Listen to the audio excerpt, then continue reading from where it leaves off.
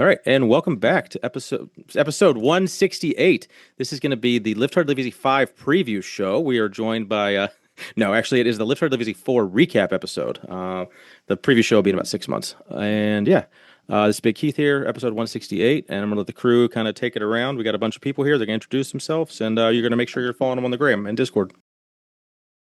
That's you, Derek. Oh, sorry. Shit, my internet connection's like cutting out. Hey, what's up, Big Eric? Big Mr. The Law on Discord, at D Machine on Instagram.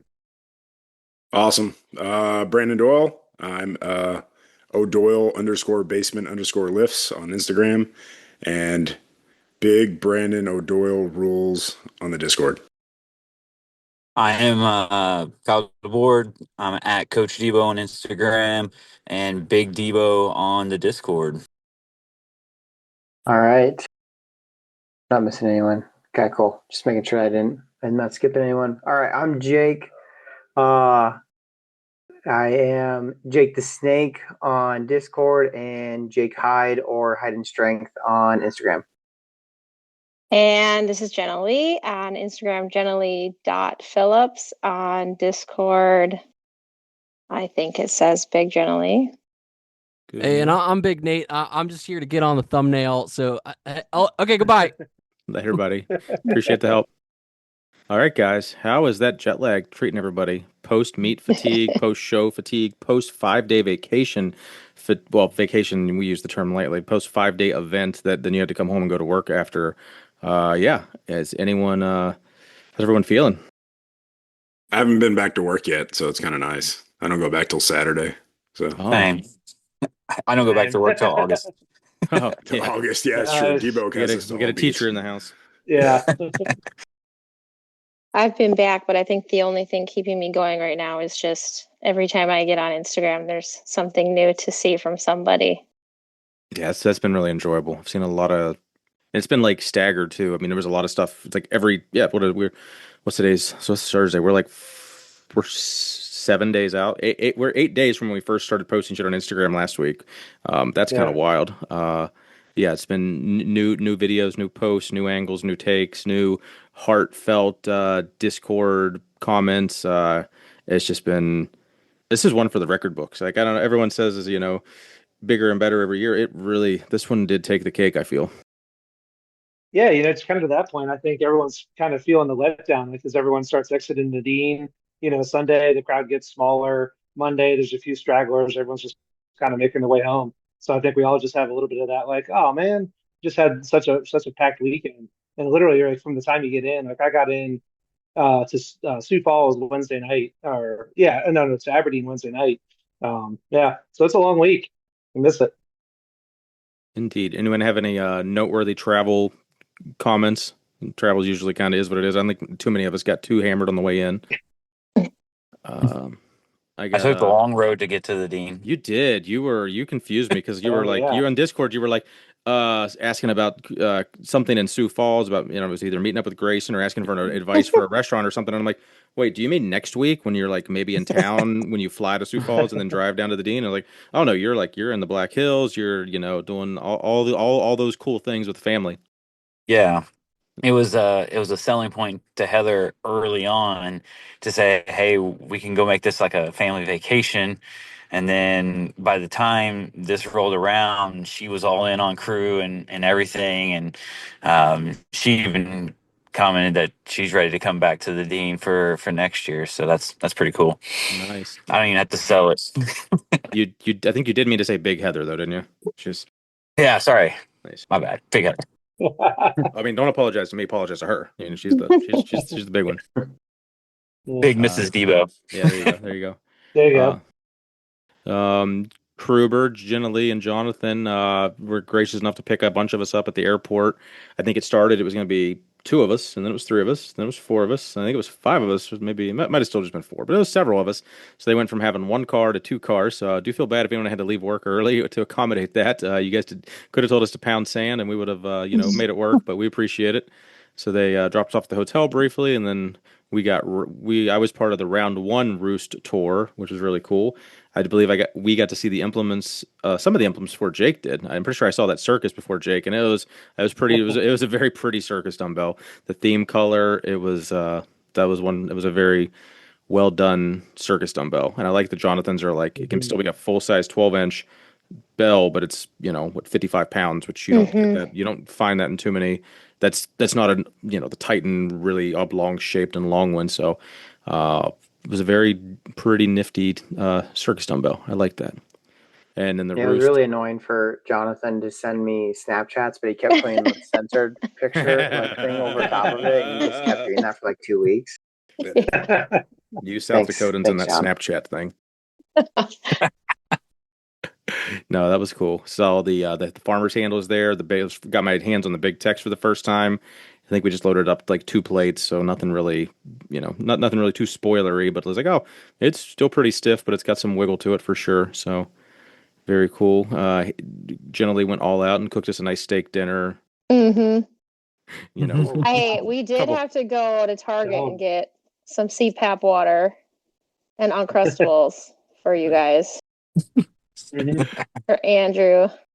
That's true. Yes, we did. Water. After our hot dogs, we did a little Target run. That was like the only time I went to a store all week. I was like, all right, I'm at the store. I'm just gonna get everything I might need. Don't have to make another trip because one thing I noticed this year, I don't know if anyone else can attest. Probably, honestly, I don't think anyone else in this podcast can really understand because they've either it's their first time there or they have their own car or they're like Derek and they walk everywhere. That there was an extreme lack of crew with vehicles this year. It sucked. Everyone was like, oh, just Kruber because there's gonna be enough people getting there's enough crew always coming in that do get Ubers. But I think historically less people rental cars. Every year people get less rental cars. So like year one, like 75% of people that traveled in had a rental car. Year two, 50%. It's just gone down to this year. Like if 20% of the people that flew in had a rental car, I'd be surprised. So that made it very challenging to get around. I didn't have to take a single lift though. Well, yeah, but you have to be lucky enough to you have to like leash on to someone that has wheels immediately and then just be like his shotgun rider all weekend and at their discretion, which does work out. But some of us were like, I was in like 6 different cars over the week and I think I did like 3 different Lyft rides. But it is what it is. It was fun, but I think next year I'll either just rely on Lyft more and not just wait for a ride or go to the food place I really don't want to go to because I don't know, the rental car maybe not worth it, but that was just a different experience. Not really a good or bad thing, just something to be noticed that don't 100% rely on Kruber because it's not, as we get bigger, there's less locals to chauffeur us around, basically. I think too, to that point is like, you also kind of just like, for me, I just kind of approached it as like, hey, look, like there's people gathering in the lobby. I'm going to mosey on down and just hitch a ride somewhere. So for me, it was a little more of like less of the planning out and just more just like, I don't know, just see where the day takes me. And I guess being willing to walk like from the gym to like the main street to get food, it's not that far, stuff like that. But yeah. Still think you're the only one that walks from the Rancota to everything in town. I don't think anyone else was down for that. I will say, Big Steve, he said he tried it. Big Bam in the Discord. He said, like that's let's say Monday night or Monday morning when we were leaving, he was like walked over. I think he was just going to get like a couple of drinks and I think some Advil or something. And he said he got tore up by mosquitoes. Oh, God, and I felt bad because I had walked it like 2 days prior and it was totally fine. He said he didn't even make it to that little Sinclair dinosaur. He was getting chewed up. Yeah, he ended up running the rest of the way to Kessler's, which is not close. I don't know if that's just a Midwest thing, an Aberdeen thing, a South Dakota thing, but I don't care what anyone says. The mosquitoes are bad. I literally got I got bit 3 times in the freaking airport, like Sunday, waiting for my flight. Like just sitting there and just little baby mosquito. I swear, I think I killed the same one or his family like 3 times. Like, how did I get bit? I got like blood drawn bit by mosquitoes sitting in the damn airport multiple times. So that was the thing. We ran it back to the Ramcota this year. What it lacks in some amenities, it makes up for letting us do more or less whatever the fuck we want. We literally had tires rolling in there. We had cars in there. I don't think Ramcota gives a shit, and that kind of works out for us for what we need, at least for now. Anyone have any comments on Ramcota if it was their first time seeing it, or if it changed? I think it did change owners. Tanner did hint at that last night. So I don't know if anyone noticed anything different. I would say, just echoing what he said last night, just like the lack of staff that were willing to help us do things, especially like during like setup and whatnot. We had the lady at the front desk was so like rude to us. I was like, Oh "Hey, no. can we like get the door unlocked back there?" And she goes, there's a lot of doors back there." I'm like, I'm so sorry. You're right. The big giant door. And she goes, "You mean a garage door?" I'm like, yes. And she goes, She's "I guess." related. She's related to the The waitress. waitress for sure. She Yeah. Tanner had like I the ain't mad at exact the same. Pounders waitress. That's not her fault. Or loggers, I guess. Tanner had the same story too. Like he went up and asked her like the same thing for earlier in the day, and she goes, "That's not my department." Like, dude, you gotta come Well, it's on. certainly not our department. Yeah. So, Yeah. I think the Golly. trick is to complain about something about your room, because like I just there was like some damage to like the towel hook, and I took a picture of it and just took it to the front desk so I wouldn't get charged for it. And like when she thought I was like making a complaint, she got really nice, and I was like, "Oh no, I just like don't want to get billed for it. It'll be fine." So maybe you just got to soften her up a little bit. My experience there was all right. Quieter this year. There was a wedding last year, and you thought there was a lot of drunk people there this year. Us, there was so many more loud drunk assholes there last year. Like I know several people that just couldn't sleep because of just rambunctious hotel rooms until 2, 3 in the morning. So that was a huge plus that it was kind of a ghost town outside of us. Um, my night one shower was pretty disgusting. I was within like 2 minutes. I was standing in like 4 inches of water. So that was a very Oh. brief kind of not a great shower. But they had that cleaned out by this afternoon the next day. And water and pee, right, Keith? well, yeah, they're all no. It was way more. Everything that washes off your body. It was way more from the sh- B. Yeah, no. Toothpaste. There was A so little much. toothpaste in There there. was so much. Yeah. We'll call that white stuff toothpaste. Sure, that's good for my my but yeah, that all worked out a bit. It is what it is. We'll see. We'll see if it keeps going back there. We'll get something different, but it works for now. It's what we need. Wednesday was good timing. Well, the bathrooms there for like the general population felt like the Arnold bathrooms with standing water in the men's bathroom. I'm like tiptoeing, yes, fair. hoping I I don't feel like slip it and was fall. But honestly it was better than last year. yeah, Oh, it was. as bad as that For sounds. sure. But it so like for anyone that's not there, it's not. I mean, some of it's piss, but like the men's room specifically, I think all the urinals just sweat, and one of the toilets must leak or something. Because there's no way that just like having a couple people in there all day is that like humidity level. Like we're talking like there is an eighth inch of water over 25% of the floor in places. I went in there to pee during deadlifts, and I didn't have deadlift shoes. I'd only had my socks, and that was like. I was like Indiana Jones having to jump over, like Oh to not no! stand. Like I think I did. I'm going to the room, man. Yeah. Well, Yeah. I think I was in between temps or right after deadlift, or maybe it was right before Oh, Yeah. deadlifts. But regardless, that was a That's rough. packing hack of I didn't want to do a carry. I didn't want to do a checked bag, so I did manage to fit all my kit into my checked. But I pulled out my deadlift shoes last minute. I was like, we can deadlift barefoot. It'll be fine, or in socks it is.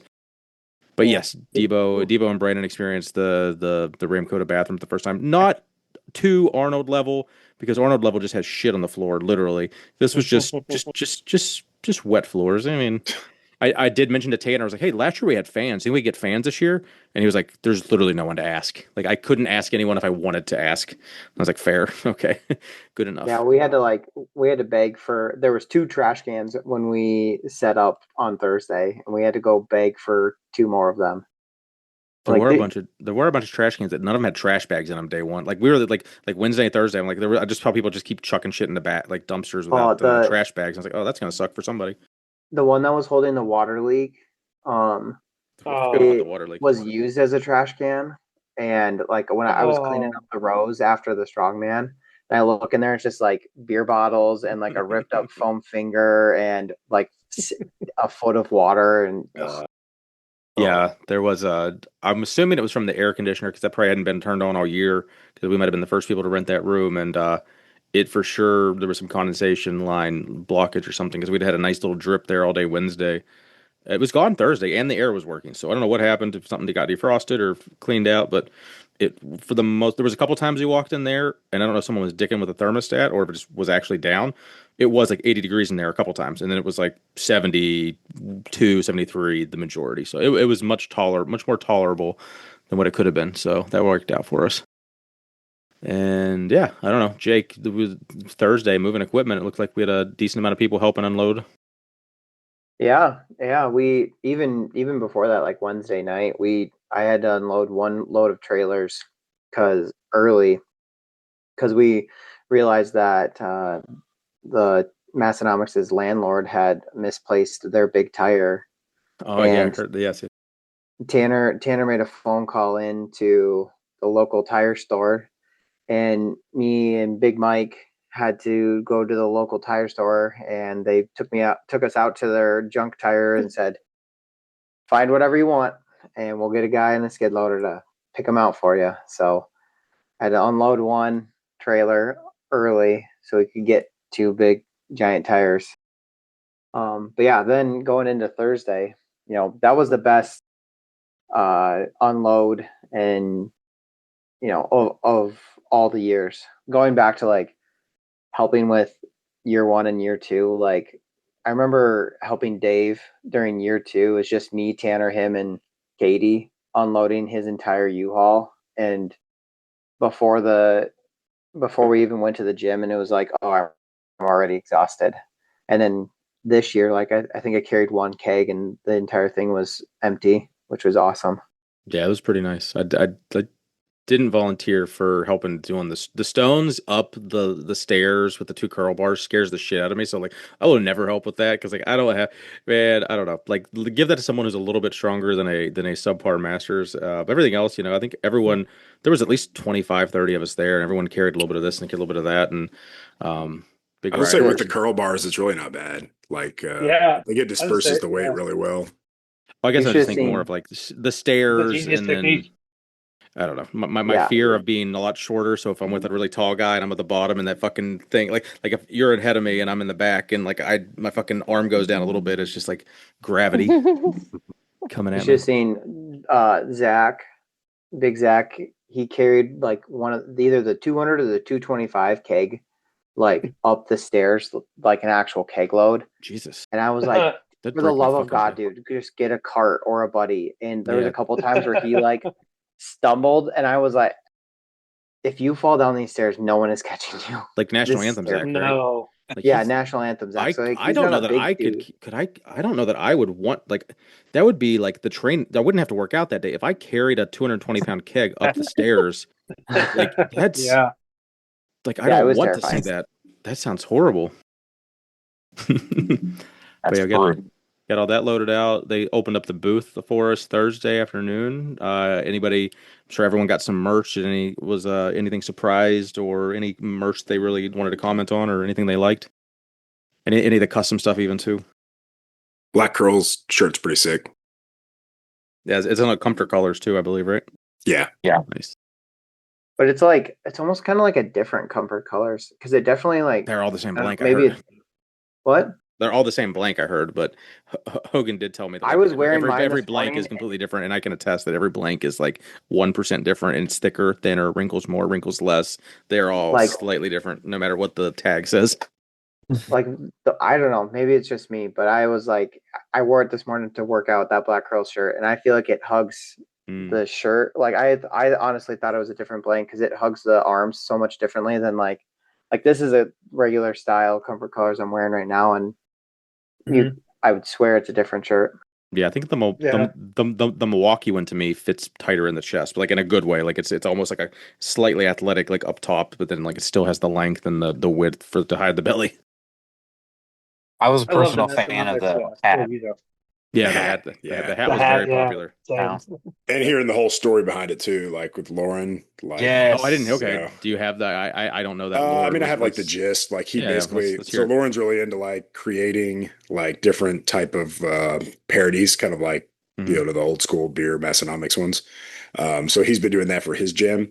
So he came up with the Nassonomics, and I think Tommy tweaked it a little bit, but he sent them to them months ago. I'm not sure when, and they ended up liking it so much that they used it. He also had a Space Force one that they didn't end up using, but that's also a really cool patch. He had the patches he was handing out. So Yeah, he went to hand me a patch, and I was like, I'll take the sticker, but like I don't have anywhere to put a patch, and I'm sure I don't know how many you have. Someone else, I don't want to take a patch from someone that would put it on something. Not that I didn't want your patch, Lauren. I just wouldn't know what to do with it. But I got the sticker. It'll be a magnet soon. Yeah, I caught him in a Instagram like story wearing his homemade Massonomics hat before the release of the hat in the episode. And I messaged him like, "Where did you get it?" And he goes, "Well, super secret, but this is kind of what they're going to be doing and everything." it Nice. was it was pretty cool. He's like, "I didn't think anybody was going to see me wearing it." Are you still out west, Debo? I see you're just sitting shotgun. I'm assuming Big Heather's driving you home. Yeah, she is. So we got stuck in some traffic. We did some back to school shopping today, and didn't quite make it home in time. So Oh, I'm that's all right. I'm on the road. We just pulled into the driveway, so we're good. Yeah, could be worse. We've had worse connections. So then Thursday we got to see the whole strongman platform come together, the whole stage. Did that go together as well as you thought, or was there any difficulties, Jake? Just like getting everything set up. More or less. Overall, no. Yeah, I think we had a pretty good game plan this year of getting everything set up and prepared, and it was really nice to like be able to move everything in and actually like get it set up instead of like the past 2 years Waiting I've until had to 4 p.m. and unload. have to or like 2 p.m. and right after yeah, that And had to I be like ideal. those last 2 years, like I've never gotten to see really what I'm working with, like in terms of warm up room and all of that. Like I can see it, but my equipment's not sitting out in the space, so I don't get to like. I have to try and visualize. Okay, these are going to go over here. This is going to go here. Like, where are we going to fit everything? It was nice to just be able to set everything out and be like, okay, this is where, how can I tell my volunteers how to make their day easier? Like this needs to go here, this needs to be here, this is how when we're going to move this, that kind of stuff. So yeah, that was way better for us. How Speaking of many meets volunteer, have you run, if I might ask? Sorry, just Sure, yeah. The I ran one.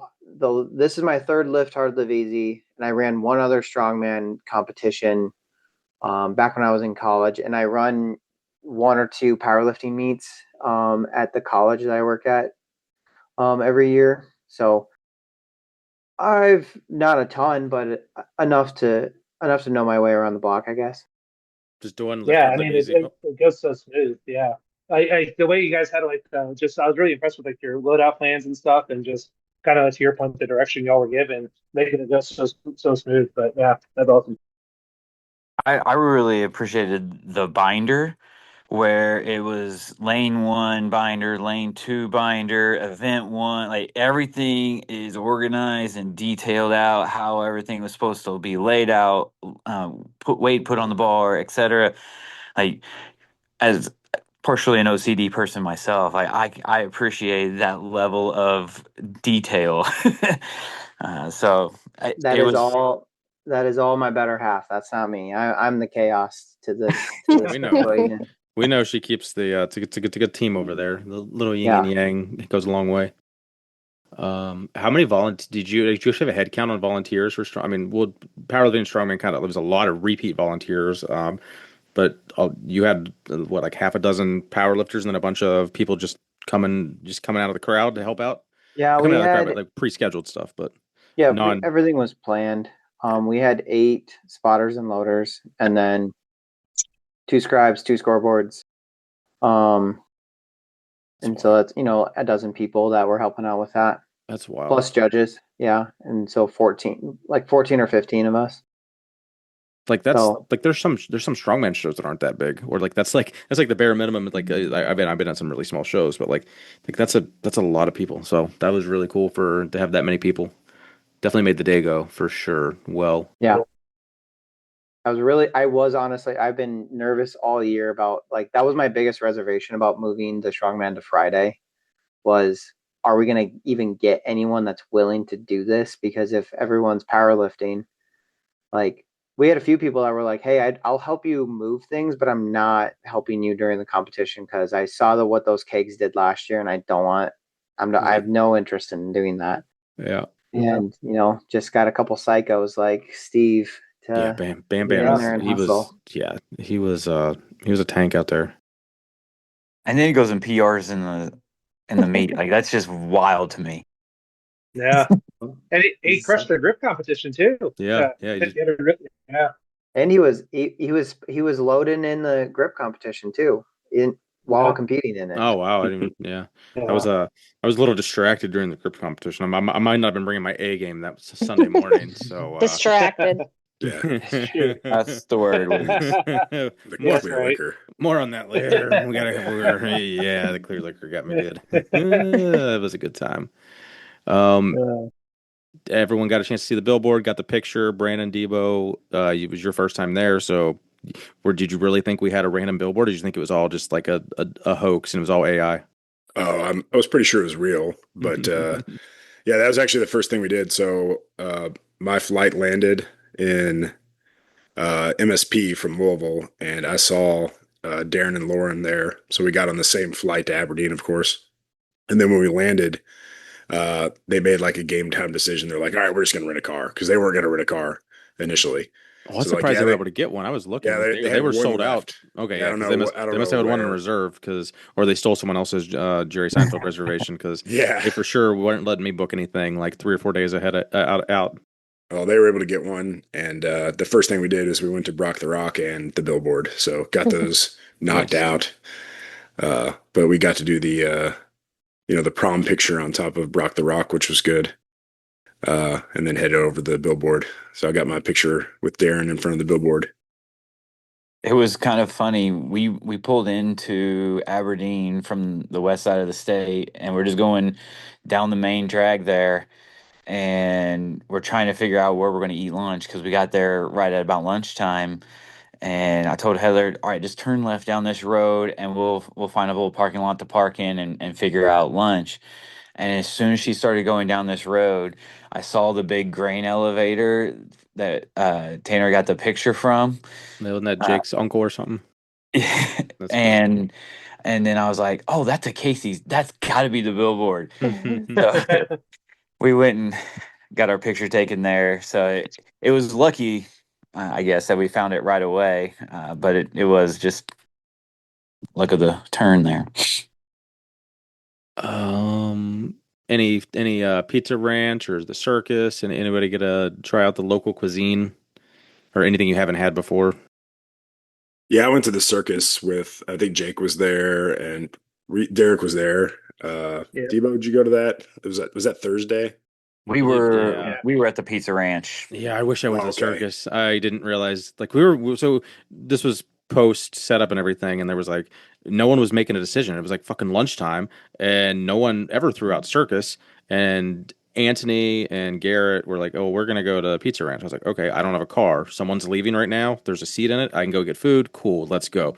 And then like an hour later, I see everyone eating some awesome freaking food, and I was like, "Oh, that must be nice. I want double dip wings. I want to eat Yeah, double dip wings." I was initially going to go to Pizza Ranch, but had to make wait in a few hours there Friday morning. So I was like, yeah, it's probably a better decision to Oh, at I, least not. limit how Yeah. much food I'm going to eat, I whether think it's going to be good or bad. I'm going to not have 7 plates of greasy pizza. yeah, I think Pizza Ranch made me lose Right. 7 pounds. Yeah. It did me dirty. You have Did the you have the lettuce? chicken tenders or the pizza? I had a little bit of everything. I had a lot of pizza, a little bit of chicken fingers, the mashed potatoes, the gravy, the stuffing. I had a little bit of everything. Nice. I can't hear you, Jake. Yep. All right. Can you hear me now? Yeah. Yeah, There you are. Okay. Sorry, I think my mic died. Keith had come out and been like, all right, we're going. And then like you guys walked away. I was like, all right, Abby, do you want to go to the Pizza Ranch? She's like, hell no, we're going to the circus. And then so then she immediately did like what you did and was like, we're going to the circus. And then everyone that would have been sounds pretty awesome. nice. Thanks for inviting me, Abby. I would have loved to go to I would have loved to try double dip wings. I don't know. It was To Anthony's credit, though, we were almost going to leave the pizza ranch because there was no seats like at all, and it was packed. And Anthony was like, "So is there like how long do you think we can get a party at like 12 or 15?" He's like, "Oh, I have a party room ready right now. It's empty." I was like, "Cool, dope, sold." So it actually worked out, but I don't know. Everyone's got to do the ranch. I mean, I've done it several times now, but oof, it didn't sit well with me that night, to say the least. That's why Jonathan and we decided, no, we're not going to do Pizza Ranch the day before Yeah, that would have been a good move. competing, so we didn't go. Hindsight. Yeah. It's one of those things I'm going to add to the mental list of like when I spend all this money to go out there again. I was like, all right, eat a chicken sandwich or a chicken that day, and I did. I did end up eating chicken at the bar like 3 or 4 times. Had like the exact same meal, because it was like a $14 2 chicken breast, veggies, and a potato or something. I was like, or rice. I was like, sold. I'm gonna next year if I don't have a ride, I'm just gonna eat that every meal. Play it safe. Massonomics Gym, everyone. So Brandon and Debo got to put their pin in that, and I think everyone else is kind of familiar with the gym, but it's always nice for a rookie's perspective of the gym for the first time. Yeah, the first time we just kind of were doing the loadout. So it was like as soon as I got there, it was like everyone was already getting to work. So like I didn't have like a big chance to like walk around. But later on during the week or the weekend, Lauren and I went back and I was able to take the full detailed tour and try all the equipment out and things like that. So yeah, it was a good experience. Got to use the bathroom, so that was nice. I did. Ooh, I did shit in that gym for the first time in my life. I've been in that gym like 20 times. Well, several times. Didn't you do an upper decker, Keith? Yeah. Just for Tanner. I mean, there's a shit in the shower, right? That's what I thought. First time for everything.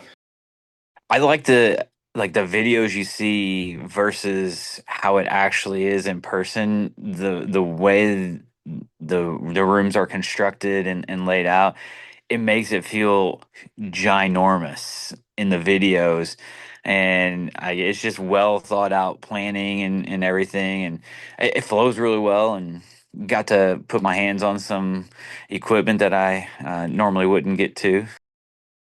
So cool. Mm-hmm. Yeah, it was actually the same way for me. Like in my head, it was laid out way differently than when I actually got to put it all together, in person. So that was kind of interesting. Not in a basement. The funniest thing that stuck out to me is that goddamn belt squat is still down there. He's been trying to sell that. He's tried to sell that belt squat for the last 3.5, 4 years. So when I saw it, I audibly laughed out loud because like, oh, he still has that. It weighs like 1,200 pounds. Yeah, no one's gonna give him. I mean, like, no one's gonna drive and come get it. It's pretty much it has to be free at this point if he really wants to get rid of it. And I think if it's free, he'll just keep it there. It'll be Jonathan. He'll buy it. I was gonna say, Jennilee, you should get Jonathan. Maybe it'd be it good wouldn't for his take back rehab. much now that he has the back thing. Yep. Yeah, fair. Make an offer. Well, he could just trade some. Who I think it was. I can't remember. Yeah, it was Jonathan. He came up to me and he was telling me. He was like, "Look at these spotters on the hack squat. They're about ready to break. I should weld these up for Tanner."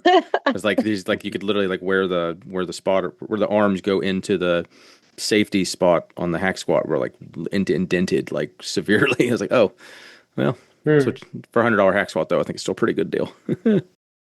Let's see where are we at. Oh, I do want to mention Jenilee's Roost, very cool gym. The one thing it was the 98-degree day. I think we were there. And everyone kept telling me, oh, it's not hot, motherfucker. It's fucking OD peak hot in this bitch. I was so dying. hot. So hot. People in California telling me how not it is. I'm like, motherfucker, it's hot. So. It's not usually that hot, but then we got like 10 people in there. It's so hot. It was bad. It wasn't bad the day we went. Well, I think. Are you sure? I think it got cooler as the days went along too, because you guys went Saturday afternoon, I think.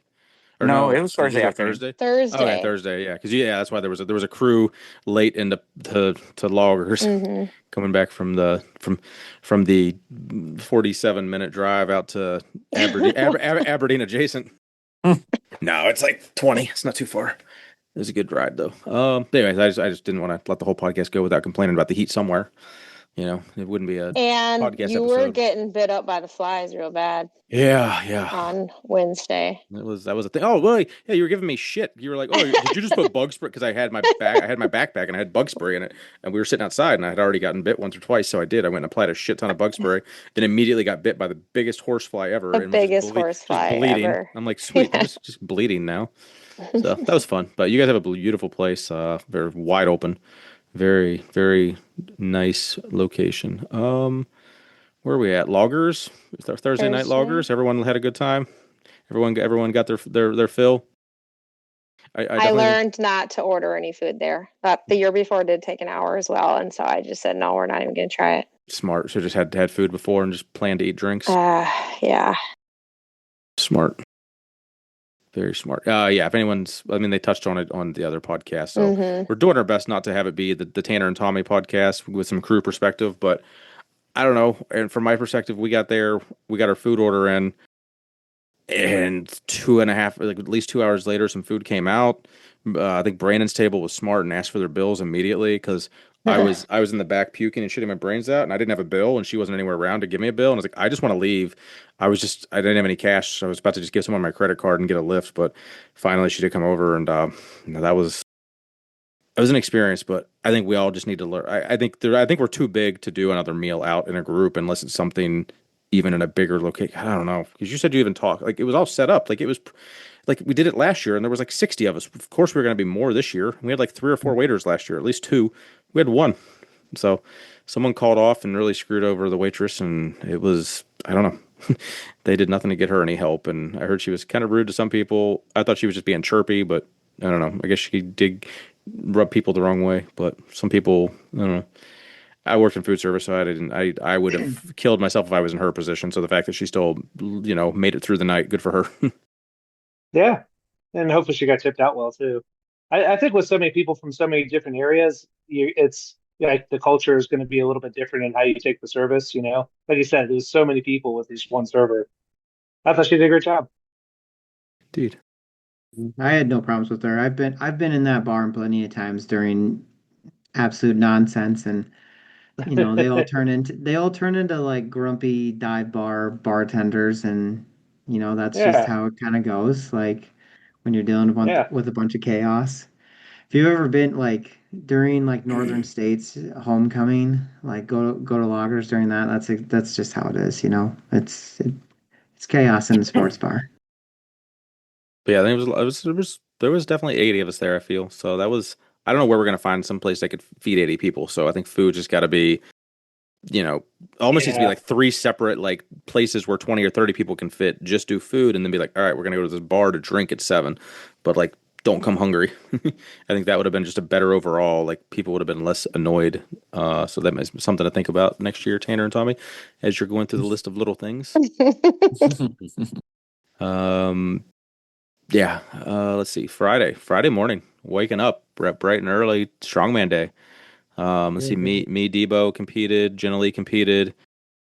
Yeah, and Jake put it on and ran his ass off, kind of keeping things going smooth. So I have tons of thoughts on it, but I don't want to monopolize it. So Jennilee, strongman show. How'd that go for you? Oh, well, it went good for me, but again, just I want to watch everybody while I'm competing too, and you just can't. So you're just like trying to see it all and do it all at the same time. But I did catch some of the good moments. Fair. Yeah. It basically, and it's so rushed. I mean, it's such an efficiently ran meet. It's like as soon as I'm done with my lift, I'm like, okay, what's the next event? I have to get my knee sleeves off. Okay, that's gonna take fucking 10 minutes. Right. Like, and then I have to get them back on. So like, I'm gonna need someone to help me get them back on. So I'm always thinking about changing my socks, Yeah, changing right my away. shoes, getting Yeah. my right stuff on. It's just like, because then like until I have the right stuff on, I can't like relax because I don't want to be shabooting out there like an asshole. So That did happen to me on the rocks. I don't know. That's awesome. What'd you What? do? I Wait, almost mi- I almost did you I don't think missed she. shaboot? I don't. Jennilee, sh- did you shaboot? Oh no, I misunderstood. Oh, I did. I that's thought funny. he meant like Where'd that come? I thought he meant like shaboot, not like shaboot. Shaboot's like when you have like 2 separate shoes. Did you have 2 separate shoes? Oh God, no, I didn't do that. Oh no! I didn't do the shaboot. Who the hell would do that? No. Yeah, that would you'd I be was some crazy person to do that. Yeah. Jess came over and was like, okay, you guys are going last for rocks and you're going to be over here in this lane. I was like, okay, I have got so much time. And then I look out there and I see Heather and she's running the rocks and I'm like, oh my God, what is going on? I'm like literally next. I haven't even got my stuff on yet. So I think it was just because of the 2 lanes, like Yeah, they got it flip-flopped on the through. last event, so you guys weren't the first ones out, basically. But then I think you went into a lane that had less people in it before you, maybe. Yeah, that you can blame. We can all blame Trond for that one. Oh, Trondy. We had said lane one, lane two, and then I was facing one direction when I said lane two, and then he went and read the binder, but he was flip-flopped facing out towards the crowd, so then he put lane one on the other side. That's funny. And I was like, yeah, just run it. They'll figure it out. It'll be okay. Yeah, They'll that figure out works. where their rocks are. We just had to follow whoever was in our heat, in our division. That was always nice. Yeah, I did. That was nice. But the one thing, not being able to have my bag back there with me, if I'm going to be a big baby, that's the one thing. You're So what? at first, I couldn't I hear you. I put think you might have cut out like already. my bag, like all my things, everything. Oh, you say it like Tanner. Okay, that's why I didn't understand. Oh, the bag. I was like, Bag. I understand now. Her bag. Big. That's really I funny. had Sorry, it all. sorry, I really didn't. That's not what I heard. That's hysterical. Yeah, because the warm up room, for anyone that's not familiar, like the warm up room was definitely a brief to make enough room on the platform to actually put the show on that Jake was able to. They had to cut into the warm up room Right. probably like 20% of 25% of what we had last year. So there wasn't room for everyone's gear in the back. There was 10 or 15 chairs, but there was like 50 competitors, and all your bags had to be we were just not in the back basically. So Well, somebody told me put it over here, and it was all the way behind like Tanner and Tommy's booth.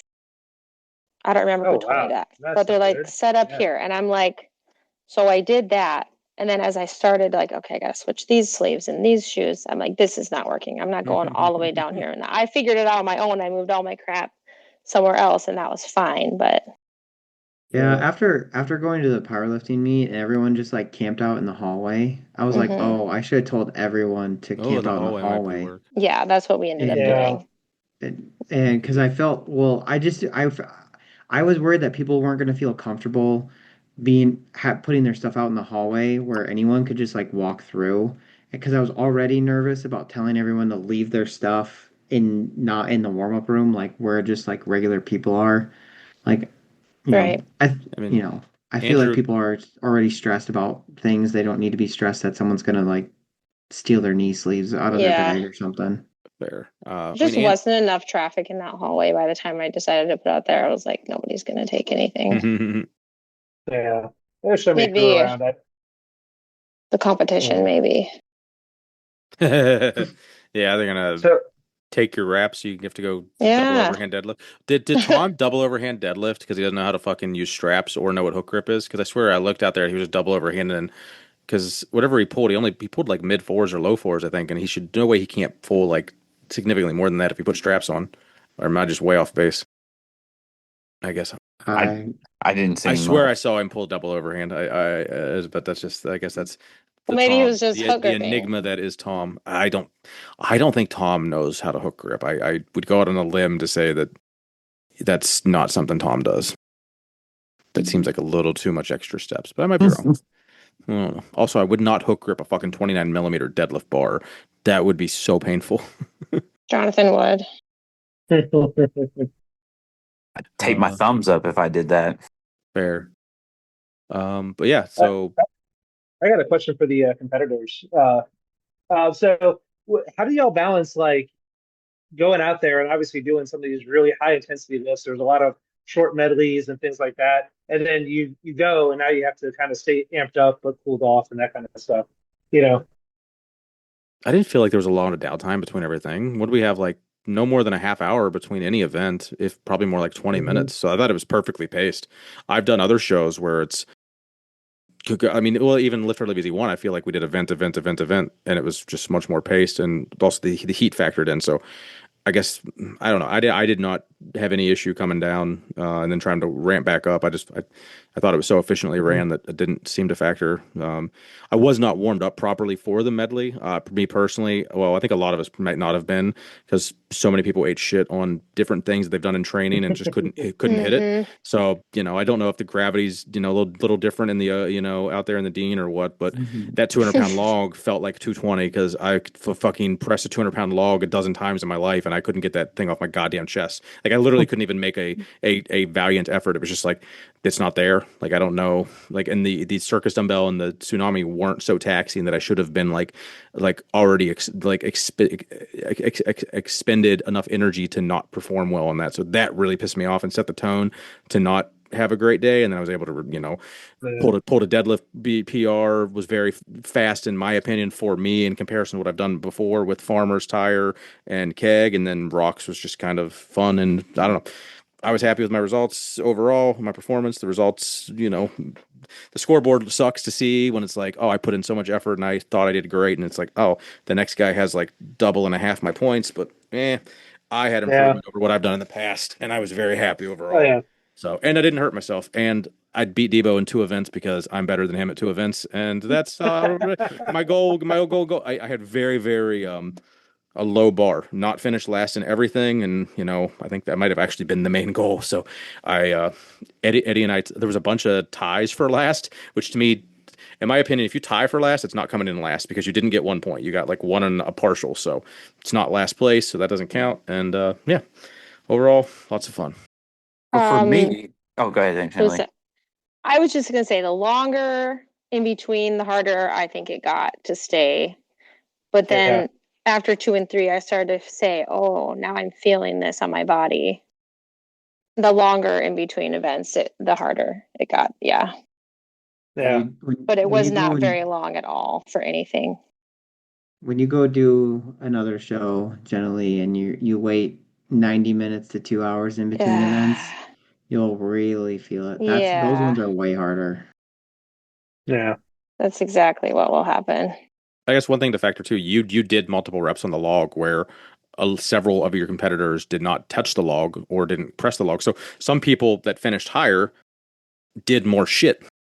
Like people that deadlifted 600 pounds worked, potentially worked harder than someone that, not, you know what I mean? Like, or that's a bad example because if you deadlift RPE 9, it's still RPE 9, regardless how much weight it is. But the medley specifically, or how fast you energy by not making it to the log, for sure. Basically, there was a fair amount of people that were like strategic about that on the deadlift of not taking a third. Oh yeah, there had to have been 3. I was hoping for 1. Is what I wanted to do was 1, but I did end up only having to do 2. You know how you fix that next year, Jake, is in the future, if we have a max event where it's a rising bar max event again, and people are going to be like, they're going to be smart and they'll be like, okay, yeah, I won on my second. Why am I going to take a third? You got to get Massonomics to sponsor it, throw $100 gift card at it or something. Because cool. I think the max deadlift did with a pair of collars, right? Or whatever it was. But like this, you got to give it that extra sea hair incentive and you might see someone go do something, maybe they shouldn't, but if the prize is there. That's why you see Thor do stupid shit in competition sometimes because it's, chasing that record because it's incentivized financially. But I don't know. It's smart. Yeah. I wouldn't take a third if I didn't need one to win. Personally. Yeah, I like the gamesmanship. I think that's fun to watch. Yeah. Eddie got in my fucking head. Speaking of gamesmanship, it was, him and I were kind of like, I knew we were similar in strength for the deadlift, so I was like, oh, we should just do it each other. Kind of didn't really have an agreement, but we're kind of hinting at like maybe we'll just do the same lifts of each other and kind of just see what happens. And then we both did 400. I went out at 440 because that's what he was talking about doing, and then he skipped 440, went to 450, forcing me to take the to go up on a third. We had previously talked like he thought 460, 470 might be his top end, and then I was gonna go out at I was going to play it safe and go out at 460 and kind of bank on him missing his third. And I said, well, fuck it. So I did go out for 470. I got it. And then he went out, missed it. But then I had that like half second of like, oh, cool, I won. And I was like, oh no, he's got 60 seconds. So then he like somehow battled some emotional turmoil or something and like willed himself to pull that after eating shit on it the first rep. So that was really, as it was that double-edged sword of like, you're really proud and impressed what your friend just did, but he just tied you and cost you a whole point. So it's like, God dang it. That was So Yeah. amazing to watch, actually. yeah, That it was one of was. the moments for me. That was really good. Yeah, I thought it was a good one. Yeah. I wish I'd got to see Garrison's deadlift and his fight. I saw some videos of it, but that would have been a really cool fight. And then as Jake and his coach, like I'm sure you couldn't have probably wanted anything else for him to actually lock that out, so you could give him the down command. So when he was just so short, it was just a hair short of it, and you couldn't give him the down, that had to be hard. That Yeah, felt like it was 40 seconds long. Sorry, Jake. I don't mean to no, interrupt you. absolutely. Like I'm sitting there like because he stopped moving, and I'm like, okay, do I give it to him? Because he's no longer going up with this, like, but it's not locked out Yeah. at, Yeah. it's just so Yeah. close. If he Yeah, had knee sleeves on, he might have gotten it. You know what I mean? Like it might have been enough to like kind of Yeah. look like his knees were locked out, but yeah, because he was close, he was super close. yeah. Debo, how about you? How about your lifting experience? Yeah. So to answer Derek's question, like my lifting background, and I play so much tennis, I do a lot of starting and stopping, and so that whole idea doesn't bother me. And if it's a long break, I've played 3 tennis matches in a day in a tournament, right? So Mhm. I understand when to push, when to back off, and like Jake said, there's literally a competition I went to. It was almost a 2.5 hour break between events. I just went and laid down. Whew. Jesus. I took a nap, Yeah. got back up, and I just re-warmed up like I would for the first event. And I got the blood flowing. I always say I'm trying to get my chili hot, and I can go and What? Wait, like we have to die. Like back it up. Eating chili Like hot. you're talking like because you're cold and you want to get warm, or you're literally talking about like chili with beans, like the no, food with like my cinnamon rolls. What the fuck you body. talking about? All Yeah. right, Yeah, the chili. I like got you. whenever Yeah. I Double warm up. entendre. I got you. It's like Oh, I it's could go for some Okay, chili right now. yes. If that was an acronym, Keith's head would have Oh yeah, I exploded. don't. I would have to know how to spell chili first. Yeah. So I think, like the whether it's long or short breaks. I mean, I'm not worried about, and I try, like that's out of my control. And when I'm Yeah. coaching tennis, and someone makes a bad call, and you're making your own line calls out there, these kids have to learn that that's out of their control, and they can't dwell on it. They can't let that bother them. So what I can Yeah. control is my own effort and intensity, and then what I choose to do with, in this case, the implements, and not worry about anything else. And that's how I try to approach that. um, just because of, like, again, like my coaching background, that I wouldn't have had those kind of thoughts had I not been a coach. I know that. I would have been up in Yeah. arms like, where are we going? Well, well, yeah. I mean, you have the whole aspect of being a competitor and all the strategy goes into there. But then also, as you guys have mentioned, it's always it's your friends otherwise that are up there lifting afterwards. You kind of want to go out there and cheer them on. Yeah. I remember like Big Hannah was like, she's lifting, she's cheering for people, and she does that basically both days, like boundless amounts of energy. It's amazing. Anyway, Well, and like Jennilee had the same situation. Like our spouses were also participating, so you want to be mhm. there rooting them on and encouraging them, and Yeah, also, like, I'm going after my wife, and so I Hmm. still need to be warming up and things like that. Yeah, I Uh, never thought about that aspect. Like that's like a good distraction, but a distraction nonetheless of like trying to focus on their health, their mindset, making sure they're good to go. Or do you just kind of lock into yourself and like she's got it, he's got it. Like I know I'd be very distracted if I was competing with Stephanie at the same time because I'd want her to do her best and then like to hell with me kind of thing. So I'm curious of how that would affect your guys' performance competing with your spouse. Yeah, I mean, there's no way I could do it. I don't know how you guys do it. I'd be a mess trying to help, and then I'd be like, "Oh yeah, I guess I probably should go do something, huh?" hmm I well, couldn't even Heather, run a Heather 5K with my wife. So I tried one time and she was like, we were like half a mile in. She was like, just go. I'm like, okay, I'll Leave come me. back. I'll come back. yeah, it is. It's not fun whenever you feel like you should be like there for your spouse, but you also are trying to prepare yourself for competition. It's just a tough Yeah. spot to be in. I loved Yeah, for it. sure. I thought it was Yeah, I thought great. you guys did a great job. Yeah. Well, Yeah. I do want to open the floor to Gary real quick. He was able to join us from work, but we only got him for a couple minutes. So, anyone have any questions for Gary other than the obvious of how was that rock, and do you still have that shit in the back of your head? No. Oh, there he goes. All right, so he looks like a normal haircut for the skullet's gone. So, Gary, explain to us what the shot clock rule is and how you used it to your advantage. The shot clock rule is if the event is in motion by the time, like the event time elapses, you can continue to progress with the event until you either make it or miss it. And with the, I believe it was 200-pound Atlas stone, it was like I was picking it as my time was running out. And so I got it to the lap as time was elapsing. I took a little breather in the lap and then continued to triple extend it and get it over onto the table platform shelf thing. Yeah, that might have been the loudest the Ramkota was that weekend for sure when you got that. I think so. That was awesome. Mm-hmm. Yeah. It was Just so seeing you funny. get through it.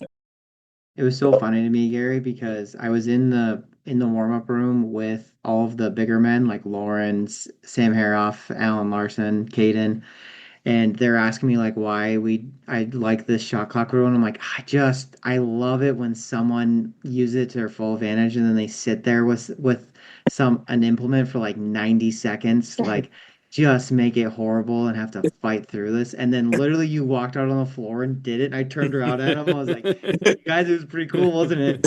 Yeah. That's That's awesome. right. I had the same feeling at the end of Remember the Titans. Like that was good. And Gary, you took home some hardware this week too, didn't you? Yeah, first place in 100 kilo masters won, and then the silliest goose spirit award. Yeah, I think that was you buried the lead there, buddy. No one gives a shit where you place in powerlifting. It's that wooden award. That's a check mark. I mean we do, and that's really cool. But You also, said hardware. I'm that's fair. mentioning everything No, I got. you're right. But I think the Hall of Fame check mark is the cat's ass in that haul that you were able to bring home with you. And Yeah. that was a fight. That was a tough battle. I think as well as you were deserving, the other two guys were neck and neck right there too. There were some characters this year more to where we've never had that. Like any other year, the three of you would have won potentially or been also in like the top two every year. There were between you, Sanchez, and Andy. You all brought some character with you for sure, and it was very cool to kind of break up a lot of the ho hum. This is a lifting competition, and it might not have been my cup of tea, everything, but a lot of people got into it, and it was cool to see. It was cool to see people enjoy the vibe. Yeah, it was it was really interesting. It was a big surprise for me. So I'm very happy and grateful that I was able to win that plate award. And hopefully Andy and Matt can get it in future years. If not, like a future silly goose coming into the Discord. It was very prestigious. I forget if it was Bryce or Paul, but one of them was taking me aside and kind of like, like you got to keep it up now. Like this is a storied history here. You got to keep being a silly goose. You got to keep repping the title kind of thing. You can't just stop. And Mhm. I don't.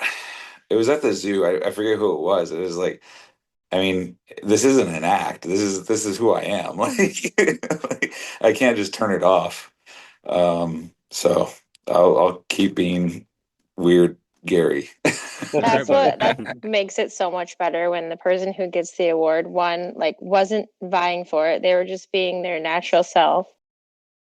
And two, wasn't expecting it. Like he said, I didn't even know I was going to get it. So it was just like the perfect pick. It was such a huge shock. That's why I was like screaming and hollering the whole time, like walking. Did you So scream receive it. louder after loading that 200 or getting the award? I think didn't you scream or weren't you? I could have swore you were like very animated after getting the award too, but maybe I'm misremembering. I think the duration was longer for the award. I mean, I did scream after the Atlas Stone I didn't too. have much breath left after that though, so that tracks. I mean, to be fair, I also screamed after the 202.5 kilo deadlift, the final deadlift too. I mean, Nice. I'm just a screamer. Like that. I'm kind of like Jennilee that way. We're both 40 something screaming, whatever. Just screaming. Okay. Yeah. Screaming into the void. Yes. No reason screaming. I think one thing they didn't hit on during the awards was obviously there's like the three tier, so the first place is taller than the second place, etc. When Seabass got up there, he was like 13 feet tall. I swear to maybe exaggerated, but he was very tall. And then to the opposite of that, who was it? Was it when Hanus was? No, No. Grayson. Yeah, when Grayson finished first, the second place guy was still taller than him. Cody. wasn't he? Yeah. That's what it was. So there was a lot of dichotomy in the height differences. And that's what's cool. It's just a lot of different builds, a lot of different people. Like everyone just having fun. It was a A great lot time. of strong people, for sure. Yes. Yeah, very. I hope to be strong one day. But the awards, who won the?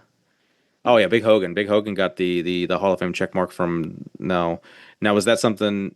Who was your committee of that? Was it just you and Abby, or did I like make a point to like catch Tanner at least 3 times throughout the competition and be like, "Hey, who are you thinking?" And he every single time goes, "I don't even know if I've seen anything." And I'm like, focus, bud. We have to do this. And like he didn't have any good options. Hogan was my initial and I think I had a little bit of bias just because I judged the first two events and him and Nicole sat directly behind me and cheered for every single person. And at one point I like turned around and I'm like, Hogan, don't you have to like be deadlifting? Like you should, why are you sitting behind me? Like you're not Sam. And I loaded all of Sam's warm ups all weekend. and yeah. Then we still didn't have a decision when we were like putting equipment away. And I grabbed every single volunteer and was like, hey, give me a person. And it was super not helpful because every single person had a different person in their head. No. And Oh no. That's funny. like I heard like it was I got Andy, I got Hogan, I got Cody, I got Keith, I'm not kidding you, I got like eight different people. I got one vote. And I was like, I got one vote. That's all that matters. I was like, okay, That was Mark. Yeah, fuck. We'll get into Mark. We'll finish this topic, and we might as well slide into that fucking guy. So yes, I think Hogan was very deserving of Strongman Yeah. MVP this Yeah, we year. were proud of him. Couldn't have gone to a better friend, so that was very cool. And we have yeah, it'll be good times. I like good awards. Let's the elephant in the room. Mark. Everyone had an experience with him. I'm sure. Anything really stand out that was a funny story other than the memes that we've been since doing? I never spoke to him, but I was just like, what is this guy recording? Because nothing that he was recording looked like it was good. Oh no, I didn't see that. I was just like, what are you going to do with that footage, my dude? Yeah, I think you were. So anyone not familiar, that you have to be. But like, there was a gentleman at the Strongman show walking around and the Powerlifting show. So 2 days in a row, couldn't have been in anyone's way anymore if he tried. Was literally on the platform of the Powerlifting meet at one point, and Sterling had to kind of shoo him away. And I think he broached conversation with 100 different people about 100 different random fucking things that person didn't want to talk about. I overheard about 5 of these conversations, and after overhearing one of the conversations, I knew I didn't want to talk to the guy. And then after overhearing several more, I knew I would do everything I could to not talk to the guy. So I literally would get up and walk away. I would turn my back to him. I did not give that man an opportunity to speak to me. And I feel bad for anybody else that got caught by him, but damn was it funny, and damn did it make funny conversations. I think I conversed about him with several people of like, hey, avoid this guy, but watch, he caught someone in that corner and he's not going to let him go. Yeah, I never spoke to him, but like I almost like assumed he was supposed to be there, like because he was like so in the way. I'm like surely like some important person with this that's recording for some reason. I just thought he was like a strongman enthusiast, and then they were doing when they were doing the farmers handles carries, and they announced a weight it's like 180 or whatever. He's like, "Oh, is that total or in each hand?" I'm like, "Well, it's usually it's in each hand. It's always in each hand, right?" Yes. And this is kind of the way he was like talking about it. I was like, "I guess you're not an enthusiast. I don't know why he's here. I don't know. It was very interesting." Mhm. Did he catch you, Debo or Gary? He came to talk to Jake one time whenever I was sitting by Jake during powerlifting, and I was like just eyeing Jake the whole time. I didn't make eye contact or anything. Oh man, I, that's just no one had any good stories. I didn't have any like personal interactions with him, but the photo I put on Discord, he's in the background of one of my favorite photos from the weekend. He's like dead center right behind me and it like staring over my shoulder. You see Kind of the ruins free. the thing for me now that I know all this about him. Yeah. There's like Like- several like that. Yes. Yeah. Yeah. It wasn't hard to be Oh. able to ask for a photo of him. I was like, was anyone actually going to do this? Because I didn't know what I was going to do with it, and then it got a mind of its own, and everyone, I could tell everyone. I was like, wait, did only a few of us have this experience? But the fact that like Discord's been blowing up with pictures of him and stories of him, I think, Right. you know, Matt Cesney, he kept asking him about geared lifting, and then followed him into the bathroom, like just like unrelated to having to go to the bathroom, super fucking awkward. Like who does that kind of thing? Like, It's not going to shake itself, Keith. Especially with That's that the big answer, shirt. Chris. He's actually the owner of the Ring Photo. I mean, it is under new management. So that would even make sense because if that was the case, it would make sense why you walked around like you thought you fucking owned the place because that's what he did. Anyway, enough about that guy. But it was worth getting some different perspectives for sure. So that takes us to the Friday night party at Tanner's. Always a good time there. Always good food. Always good people. The photo this year was so big and mind-boggling when Tanner posted the 4 photos. Like I didn't believe I like I did, but like you almost had to like fact check it. It was like, wasn't there like 50? Like the first picture looks just so small. But I remember like meeting and talking to everyone there, and like I didn't feel like there wasn't a weekend full of people.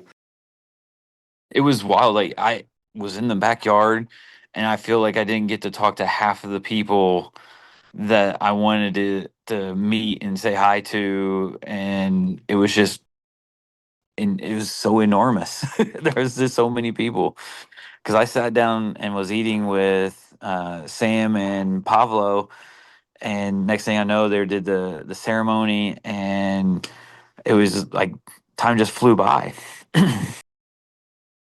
Anybody have a Scotcheroo for the first time? Say that again. Did you have a Scotcheroo for the first time? The chocolatey peanut butter Rice Krispie treat thing? We have those around here. Oh, okay. I'm kind of in the Midwest. I actually had so I missed him this year because like I had eaten my food, I had a couple drinks, I was like just mingling, talking, and then like by the time I was like, man, I could go for some dessert now. It was like an hour and a half later. I was like, I'm not gonna open her door and just go into Mary's kitchen like this far. Like there was still like 50 people outside or more, but it was like, I don't know. Is it like too late to go get food? I felt awkward, so I went without some dessert that night. But the Hall of Fame ceremony, we Big Kevin and Big Toby. I'm glad Toby was finally able to grace us. They didn't talk about it on the other podcast, but I kind of want to put him on blast of why he didn't make it there. Am I allowed, Jake, or is that private? Because it's really funny. I think it's fine. So I mean, just anyone listening to this podcast knows that Toby, what his previous job was. So you would think he would understand that you think he would carry a license with him when he goes to rent a car. Because that's what happened. When I found that out the next day, I was like, dude, like I've only rented one car in my life, but I would assume I need a license, not a picture of my license. But I don't know. Maybe Arizona's a lot more digital and don't care, and like maybe yeah. I'm assuming you can get away with it in other places, and it is common practice. But I don't travel. I wouldn't fly without my. How do you? Well, because he flew. What? So he must have his passport. I don't know how Yeah, he flew. he said because the he said something about TSA doesn't like Arizona licenses, so he knew he had to have his passport. And then he has like Arizona must have like a digital ID because he had it like in Yeah. his Apple Wallet. Okay, so And it's more an Yeah. Arizona thing than a like Toby Right. just didn't know he needed okay, Yeah. because for all of us, right, it makes sense that you need a license to fly and to rent a car, right? Yeah. I guess not, but I don't know. I just thought it was funny, and I gave him a little shit about it, I think, but I Oh, trust chuckled. me, it brought me no joy. It's like, Getting a message at 10:30 at night, the night before the competition. Hey Jake, check your DMs. I'm like, oh oh God, yeah, I saw no. that. Oh no. Yeah, that's tough, but we made it through. But he got a Hall But of we got Fame. him there. So yeah, what he missed in the strongman show, he made up for by walking away with a Hall of Fame jacket. And Kevin, also another one that couldn't be more deserving. Definitely cool to see your friends, reach Yeah. that status. It's a lot of hard work went into those jackets, and like tens of thousands of dollars in some, or at least thousands of dollars in most of the cases too, because shit is not easy or cheap to get to. So, Yeah. little Schwannies action. Unless anyone else had any other Friday night Tanner Backyard wants to comments. I don't want to keep you guys here too late. I know I was late getting started, so I do apologize. So I'm trying to get you out of here, in the next 20 minutes or less. If anyone's got to go, just let me know. Yeah. Beautiful backyard. Nice herb garden. No.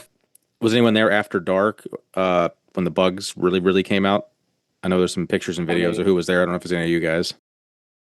Was not me. Okay, fair. No. That's the weird thing, but not the weird, but like I guess it's like most parties, but like I don't know. I wouldn't say most parties. Like I'd never been to. That's the biggest it's ever been. There had to be 250 people there, like he had mentioned. So it was just like the waves of people peeling off, like 10 people at a time, kind of thing. And it's just one thing that did stick out was Big Tron. He had those barefoot also barefoot made custom shoes for, I'm assuming, for Tanner or the gym or display. I don't know what size they are, but they're like stall mat bottom as the soles, and they Yeah. actually use the same stall mats that he used for the gripper, so they have the buttons.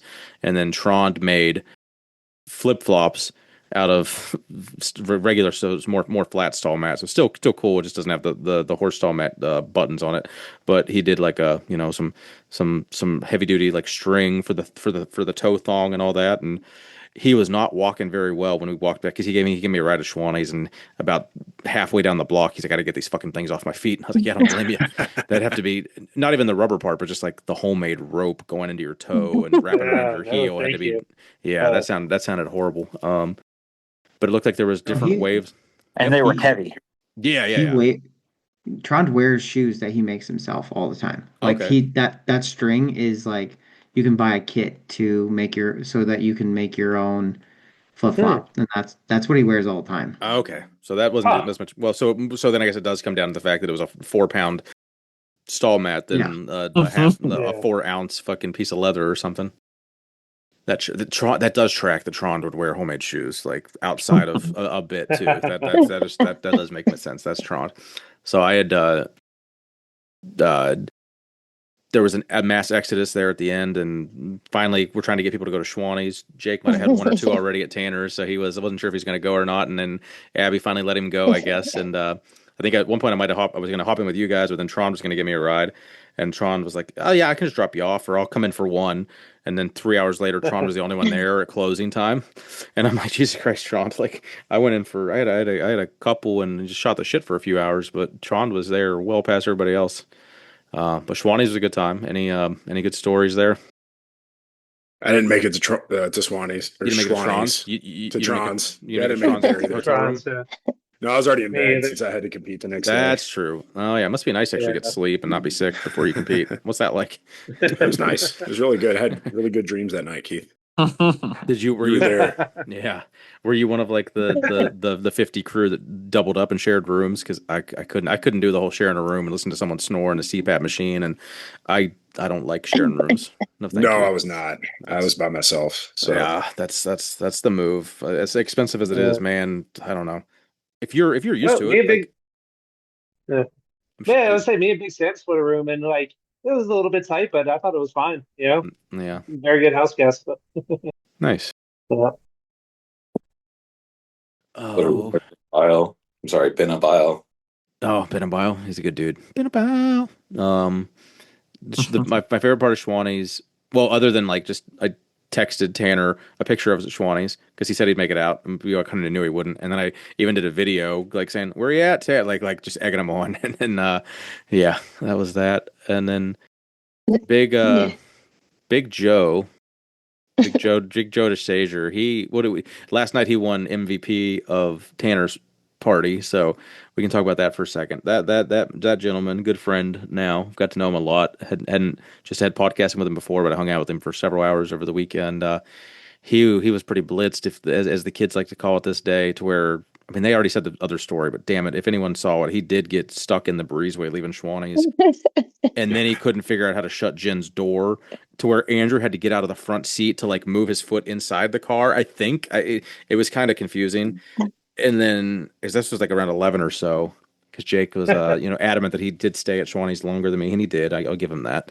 But then we got back. Jen got us back to the hotel, and she went to the bed. She went to bed, and then 4 or 5, me, David, and Garrison, and Joe, and then a couple other people like had met us. We just were shooting the shit down in the lobby of the hotel for another hour probably, and then to the point that like Joe was talking, but like his sentences weren't coherent. And then he finally just got up and went to bed. And then I thought I wouldn't see anyone that drunk the rest of the weekend until I possibly outdid it the next night. But yeah, that was. How much of those drunk people do you actually know were drunk? I know I was drunk. I mean, can you really say? I don't know. Also, Joe power lifted so well the next day, which is just amazing. Burying the lead there, to like go out and he was like, "Oh, my shoulders hurt," and all that. I don't even know. He was like, "Oh, I'm going to total like 800 pounds or something." He goes out and puts a huge total up for him, and like that's awesome. Hungover, probably still drunk. So I know we're wild. He came up to us. I was gonna say, did anyone talk about him pouring shots into all the cup level people? Oh, did they take him, or did he drink them all? No, like he was pouring shots in all the cups, and like I didn't even know he was doing it. And so all of a sudden they're like, "Yeah, we're going to cheers this," and I'm like, "Oh, there's a shot in here." Oh, was not expecting that. Yep. So he came ready to party. Did he get cup that night? Yeah. Okay, so he got cup. So he was celebrating the Hall of Fame, man. That's good. That's good stuff. All right. We had a couple powerlifters. Just how'd the show go?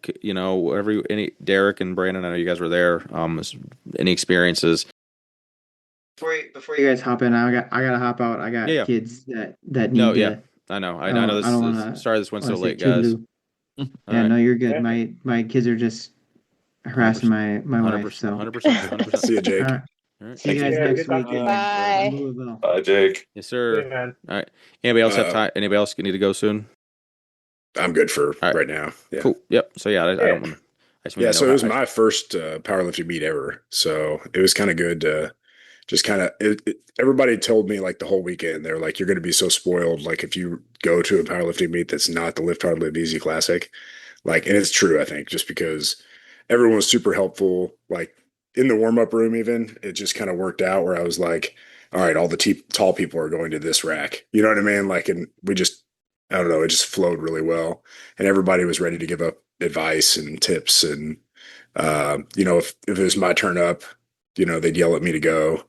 And then poor Jess Cesney, I think I missed every single time telling her what my next attempt was.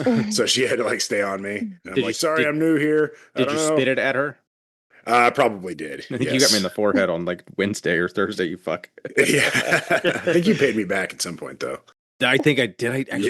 What did I do? I don't even remember. I think you just blatantly spit on me.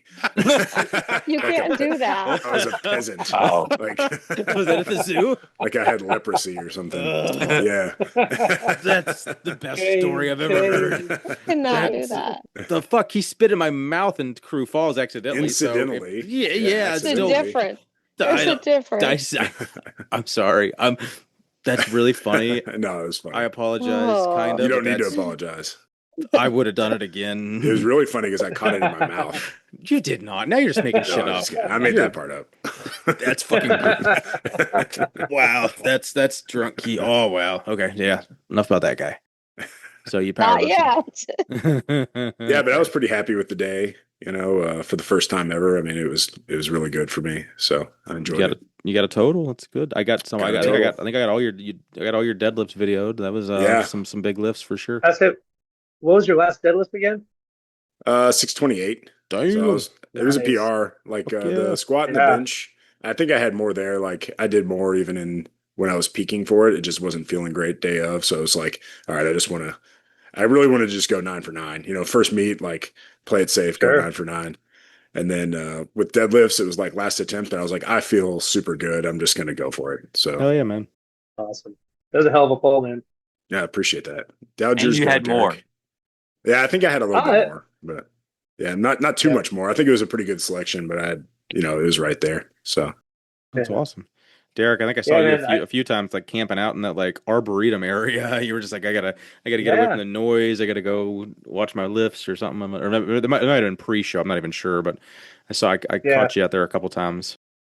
Yeah, actually, I in between flights, like when it wasn't my flight, I would go camp out there just to kind of be away from some of the crowd noise and stuff. But I mean, it's just great atmosphere. But for me, I'm just trying not to be too hyped up for the entire meet, so I just try to like be a little more even and that kind of stuff. So yeah, but no, I had a great time. Hit my lifts, did enough, got a total, broke 1,000. Hell Happy yeah, with that. So you're in the yeah. club. That's Um, good stuff. and like the spotters, the loaders, it's just so much fun. Like not only like being efficient as it has always been, but now even knowing it's like it wasn't the Minnesota Department of Lifters, it was crew, but still accurate. It was spotted, at least for me, on our platform was just done real well. And yeah, nice and smooth. I will say I'm So appreciative so of the hard to go back to like Instagram. regular. Oh, sorry. Oh no, you go ahead, man. Go ahead. I Yeah. was appreciative of everybody putting up their Instagram videos, like you lifting, for example, like you were on the other platform. I didn't see you lift Hmm. one time, so it's Yeah. kind of nice to Yeah. replay that. And then I went Yeah. back a little bit earlier today and kind of looked through the live stream again. So that was cool just to be able to stop and see everybody's third attempts and things like that. It's pretty good. That live stream is like awesome. Yeah, Yeah. no, Yeah. It's top tier. it's worth thousands of dollars. Like if Minnie like was just some random prick, like they'd have to pay him thousands and thousands and thousands of dollars for that. I don't know what they pay Hmm. him, in Yeah. Massonomics bucks, but it's probably not equivalent to the value that they get out of him. But he's such a good guy that he would do it for free if they asked him to. Maybe I don't know, but that was such a good live stream. Yeah. And several Yeah. people kind of keeping an eye on that throughout the week. Yeah. All Yeah, I know right. I had family back home that watched it and they were super appreciative of it. So Well, that's rounding out. The awards for powerlifting made me chuckle because they had hinted when they opened up the non-sanctioned show, meet and got Jonah involved after Dave exited himself out. Uh, it was gonna be, we're gonna have like less divisions, less awards, less that. I still feel like there was like 30 divisions and 30 awards, but Tanner did not give people their flowers. It was their name and then the next name and the next name, which was great because that's what it needed because it was like any long. I mean, I don't know, but it was like 5 seconds in between names. It felt like, but that was fine. yeah, I thought it was perfect. Yeah. So where historically it's like, all right, this is the person. Up there in the back. Let's make room for them. All right, they're walking down the hall. All right, let 10 people get their pictures. Give them the award. Shake their hand. Next. So the fact that we had such a large meet and he did speed read, I think that was justified for sure, and definitely it was just comical because I was like, wow, I feel like he's done like 10 names in like 45 seconds. It's good stuff. Yeah. Um, I finally made it to the ice cream place for the first time and had like the best. Was it Twisters or Twisties? What's the place called? Just cone? Twist cone. Okay, so yeah, so I got like Yeah. the Blizzard adjacent thing. Then they call it Twister. And my Twister. God, Yeah. I got like three toppings in it, and it was like actually thoroughly mixed in. Whereas if I go to any place here locally, it's like I can pay for as much double toppings as I want, and it's just all in like the top third, and the rest is just shitty ice cream. And so I'm like, God damn, I got to hit that. I don't know how I haven't made it there the previous 3 years, but that was made me happy. Mhm. Um. Let's see. The unpaid and underrated T-shirt did sell out officially. There was a few left that made it into the. I don't want to call it the clearance bin because it wasn't like old bullshit stock. There was a lot of like good stuff in that bin, but it was like just stuff he had limited sizes. And I think there was like 3 UNU shirts left, and they were gone the next time I looked, like a couple hours later. So I'm gonna say, ding, ding, ding, they are officially sold out of 2 T-shirts in the last 3 years. as a random podcast about a podcast, which is us just interviewing our friends and doing shit like this. Like, I think that's pretty cool. Appreciate you guys' support. Need a hat now. That's a. I would fart in a hat for you for sure. Absolutely. You and you hat. Would that You do that with all fart my when you can hats. spit? Yeah, I wonder what the, that's like, the true. minimum. I bet the minimum run has got to be like 50 hats. Like, could we sell 50 hats? Like, Yeah. maybe. I don't know. Yeah, But if it's 100, I don't know. I don't know. Maybe. Did you hear that, Tanner? People want a hat, so we'll see. Maybe that'll be I'd buy a hat. Yeah. Nice. That'll work. Sad. Do we want let's hit the grip contest because we can end on the zoo. Let's go through anything Sunday. The grip contest was awesome. I underperformed the first two dramatically. I didn't even do the second event because I know I wasn't going to be able to get the 3 second minimum or the 2 second minimum. The deadlift I didn't do great in, but the medley at the end was just fun, especially if because you being in the heavier class, like even though guys were stronger than me in the lighter classes, just the way it ascended up by weight classes, I got to see 15 people do it before me and their strategy, and then when to give up kind of thing, and saw people fight 30 saw people use 30% of their time on an implement that you could tell they probably weren't going to get. So I was like, okay, if I can't get it in 2 seconds, I'm moving on, and then I'll have time to circle back if need to. But that was fun. Saw a lot of really strong dudes do a lot of cool shit, and that was just a good time. Never seen that many people in the gym. I've seen maybe 20 30 people in the gym at once. Maybe not even 30, 20 is probably the most I've ever seen in that gym. I don't know who else was there Sunday, but there was more than 20 people. There was more than 30 people. There was more than 40 people for sure. There was a lot of people. Yeah, they're all crowded in that back room, and Yeah. they're overflowing the main room of people that are just conversating in there. But everyone in the back room was all either participant or actively watching what was going on. They were it was full engagement, which was cool. It was really cool. Yeah. The medley was probably, like you're saying, the best thing about it. It was very fun, and it's kind of choose your own adventure. And that was something I was talking with Matt Sanchez about, what's the ideal strategy. And I think it was Steve Cataldo, Bam Bam, who did the reverse course. He started with the rocks and worked his way forward. Yeah, I followed suit on that. Yeah, that seemed like the winning strat. He was using two hands at once too. Yeah, that like a monkey. That was cool. It actually worked out that I think DC Matt was right, but mostly Matt was right behind him in the score going into that, or I don't know where they were at, but I think because Bam Bam ended up winning. So, and I heard Matt when he saw Bam Bam do two hands, he's like, "Fuck, I should have done that," because it seemed to be this because there was multiple implements that you could double fist if you're strong enough, and that saves you several seconds to be able to try the harder stuff. But yeah, big Kurd. Tried to get Kurd on the podcast. He wasn't able to kind of commit to the time, and it just is what it is. Time zones and work. I get it. But that would have been I would have liked him to chat about it. But I know we covered a lot of that, and it was really cool. It sounds like it's going to happen again. It was a lot of fun. I had a lot of fun doing that with Nicole too. Mm-hmm. And I hope he does do it again next year. A similar type of medley like that, especially. Yeah, it was a lot of fun. And then most of us, I think, exited the Dean Sunday. Some of us might have stuck around. I think some people still stuck around till Monday, but being able to get a late flight Sunday really helped. Brandon, you had to pull the Keith, which I've done historically. Is I gotta leave the zoo super early because I got a fucking 6 a.m. flight on Sunday, or a drive that I have to be in MSP or Carew Falls, to where I need to be out of the hotel by 5 or 6. So I did not have to do that this year. Yeah, we took the early flight out. That's one regret I have is I didn't stick around for grip because when he first told me that was happening, it was kind of on the hey, low key, this might end up happening. When he was here in Kentucky when we were doing another grip contest out here. And so I was like, oh, that's awesome. But it just didn't make sense for the flights for me this time. But yeah, Andrew Haynes, Big Kyle Erickson and myself flew out that morning and yeah. So at least I had some buddies though. We all cried about not being there. So yeah. Did anyone see the live stream of it? Because Minnie was setting up cameras after the first event, after the deadlift.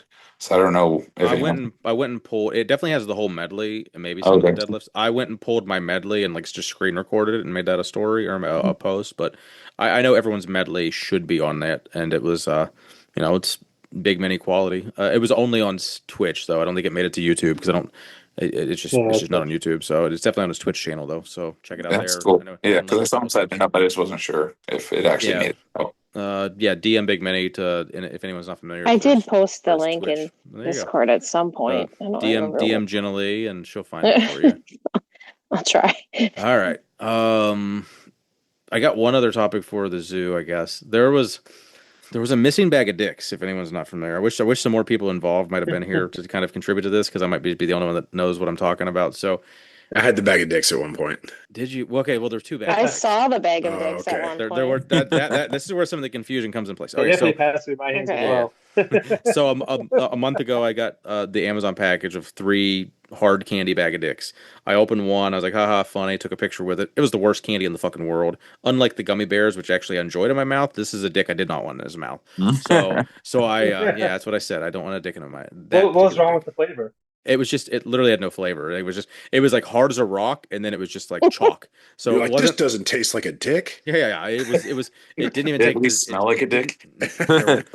Oh, that good callback to the fucking. Oh wow, that was a good one. We talked about what a dick smells like a while ago twice. Anyway, so in my head I was like, I'm bringing these. I'm either doing it at the local gym, which I didn't think would have got as big of a laugh, but I also didn't really want to bring them in my carry on. But I was like, fuck it, I'm gonna take them to Aberdeen. So I had 2 like hard candy bag of dicks that just say like, look at this dick, you're a dick, something stupid and witty, whatever it was.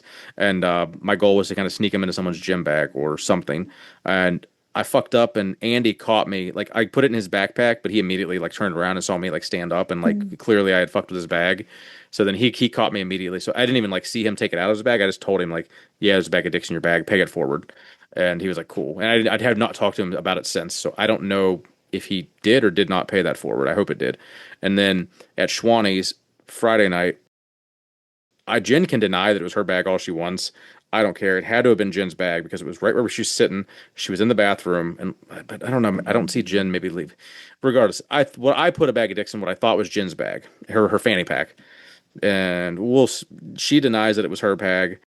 David Hunter said I saw me put it in what he thought was her fanny pack also. So I think everyone's being a big long con and trying to get me to just go around and ask people, hey, have you seen this bag of dicks? Because I did at the zoo. I think I asked like 10 people about anyone that had a black fanny pack. I asked if they had a bag of dicks. Anyone with a black fanny pack that was at Schwanny's, caveat, I asked if they had a bag of dicks, and no one knew about it. So I don't fucking know. I don't know, but it sounds like you guys had some dicks in your hands, so it made my day. Yeah. And I guess I'll have to figure out a way to get some more bag of dicks out there next year. And then that'll take us to the zoo in general. Someone else take it away. I had a blast at the zoo. It was a lot of fun just seeing everyone kind of congregate together. The main bar is obviously a little loud, so I think there's a lot of crew kind of in the back, by that back table. And in the front where they play the cornhole and stuff, seemed like a lot of people kind of congregate outside. The picture, I think Big Sterling pointed out, there's a picture of everyone that was at that zoo at the time, and that picture is wild. If you go back and find it in the Discord, just like all the looks on everyone's face, everyone's looking at something else, something different, and everyone is. The one in the smoking section in the back porch. Surprised and shocked and whatever. Yeah, it's pretty funny. Yeah, in the smoking section. Yeah, there were a few group photos I must have been inside for because I was like, oh man, that would have been cool. Like I was there. God damn it. Yeah, you're top shelf probably. Yeah, it's a crazy vibe. Did make a top shelf. So Keith, how many drinks do you think you'd have? Estimate. I think that night I said 17. Realistically, it's at least a dozen. But it was all like so like. I knew I didn't want to drink beer because I was just like, I think I've been having better luck with not getting as sick or hungover with like a vodka and soda basically, and so I had a couple of vodka sodas, and then Mary was buying. I don't know if Mary was buying or I think Kyle Erickson ended up buying it, but Mary was like, we need shots, and he was like, I got it. So then they were gonna do some. I think I don't know, a dark liquor that I didn't want to drink. And I'm just like, no, I'm not switching fucking liquor brands tonight. I'm drinking clear liquor all night. And then that made this whole bit of I'm drinking clear liquor. And when I was sober adjacent, I kind of leaned into it, like pretend like I'm drinking clear liquor, ha ha ha. And then later in the night, I was so drunk that it was just like I just kept saying it wasn't ironic at that point. It was like reality because that was my personality that night became clear liquor and like part of my conversations. I had a lot of conversations, really, really inebriated, and I have 3 or 4 people I need to like. Interview? Yeah, Like Andy. Andy interviewed me. Andy interviewed a lot of drunk people, though. I think He sure did. so. I can't wait. I think he's either editing it and sending it to Nate, or he's sending a lot of the raw footage to Nate, and Nate probably will just sit on it. I don't know, but it'll. I think everything in there will be heavily edited to like make an actual consumable reel that's like enjoyable and not just like. Oh, it's gonna be damn. enjoyable. But yeah, the zoo is always fun. I feel like we had the monopoly for about 2 hours there. Like we were the entire like inside because usually we all end up being outside. But like that first couple hours, like we held on before the townies got there, even more so than maybe in the past. And it was cool to like not have to like navigate between townies and crew for at least a good portion of the night. And it was just a blast, Yeah. man. Yeah. And as usual, everyone kind of Irish goodbyes and, everyone made it home safe. So, yeah. Yeah, as far as I know, I don't think everyone had for the most part, everyone had a good time. Yeah. I know I did. And anyone that just thinks I'm a raging alcoholic that does this every year, I don't think anyone in crew has really seen me drunk. Like maybe like 5, 6 beer buzz, but like not drunk. Like I've never been You were drunk. pretty drunk at Crew Falls last year on Was the I? last Yes. night. Yeah. That's fair. Yes. That flight really You and I sucked. were both still drunk when we woke up the next day. Or, Yeah, you and Jakey because were Debo took you to the airport. Fair. He was the only sober one. Yeah. But even that night, I was like, so if that was like a 7, fucking the zoo was like an 11 though. Like for perspective of how I felt and how like the room. But I mean, well, once you said I spit on you, that kind of made a vague memory back. But like I vividly remember like the majority of my conversations. I talked in depth with Alan Larson for a while. I talked to Rusty and well, what's Rusty's wife's name? The one that wins all the competitions. Stormy. Yeah, Stormy. I talked to them for a while. I've talked to what's the Canadian dude that's just north of us? Damn. Oh, Hello? Big Jam. Flow. Yeah, Florian. Oh, yeah. I've seen him the last couple of years, or maybe just last year, but I've never really like had an in-depth conversation with him. I talked to him for a good while. He's a So good like guy. this, so it was nice to kind of expand like my circle of 20 crew that I'm like really tight with, and like kind of like expand to talk to more people like more than surface level was fun for me. Apparently, I did that drunk, so I don't know how much like it got below surface level or not. But I remember the majority of the conversations, and then yeah, at some point there was some top shelf action. I don't even remember. I don't know. I might have came back in for a drink and got drug up on stage. I'm guessing I might have had something to do with it. that's a thing. Do you remember dropping it like it was hot? I do remember shaking my ass. I was pretty proud of that, like the mobility, and then seeing it on video, I was like, oh, I really did like get low. You got low. I'm curious if anyone actually like in the audience saw it, or it was just like four or five of us on stage, and no one else was really watching. Because like I'd love to have been like a fly on the wall to actually watch that, like versus the videos. But How did your knee feel afterwards? I have no pain from that other than my foot, which maybe my foot's better now. I didn't even give Jake a hard time about that, but I think the only thing that hurt the whole weekend was when I got the trailer door smashed on my foot. But other than that, minimal pain all weekend. But yeah, Jennilee, I think she drugged me. She kept making me drink her drink. I don't know what was that tequila? Yours was so much stronger than mine. Like my vodka and soda did that not wasn't taste. mine. Oh, it I wasn't took mine. that from somebody else, and they Jesus told me it was Christ. water. Oh, fuck that! That's fucking I looked fire at- water. What the fuck that is? I looked at burned my Andy and I throat. said, "Is this water?" And he said, "Yes." Oh, that's fucked up. I think it was like a double or a triple. Did not like all my drinks were like nice and like mild. That was a hot drink. It was I think Debo must have warmed up the chili when that's what it tasted like. The chili was hot. That's right. Hogan's cards. Everyone got a chance to pull some of those. I randomly opened. I think I got another one in at the zoo and ended up pulling Jennilee, and Jonathan like while with them, which was just wild. Yeah. And that like blew my mind and even blew my drunk mind like 10 times more than it probably should have. So that was a whole thing.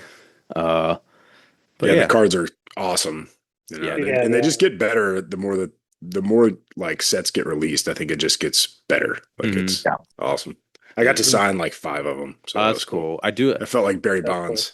I do like I've seen people sign like their picture part, but to me that kind of like to me that ruins the card to some extent.